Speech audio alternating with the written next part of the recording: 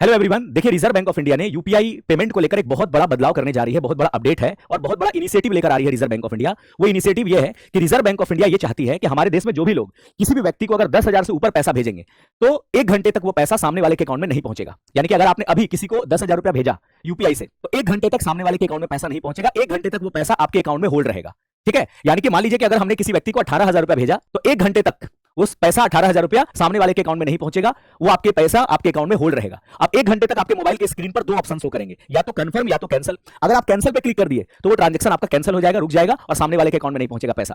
और अगर आप कंफर्म कर देते हैं तो फिर सामने वाले के अकाउंट में तुरंत पैसा पहुंच जाएगा। और अगर आप दोनों ऑप्शन पे क्लिक नहीं करते 1 घंटे के अंदर तो ऑटोमेटिक 1 घंटे के बाद सामने वाले के अकाउंट में पैसा पहुंच जाएगा। अब आरबीआई ऐसा क्यों कर रही है? इसके पीछे का कारण है, ठीक है, कि रिजर्व बैंक ऑफ इंडिया ये कहती है कि 2025 में करीबन 22,930 करोड़ रुपया ऐसे लेन देन पाए गए यूपीआई से जो फ्रॉड कॉल के माध्यम से गलती से हमने किसी के अकाउंट में पैसा ट्रांसफर कर दिया, जिसको हम लोग ऑथराइज्ड पुश पेमेंट कहते हैं। इसमें क्या होता है कि विक्टिम खुद ही पैसा भेजता है धोखे से। जैसे फ्रॉड करने वाला पुलिस बनकर कॉल करता है, आपसे पैसा मांगता है। बैंक ऑफिसर बैंकर बनकर आपको कॉल करता है।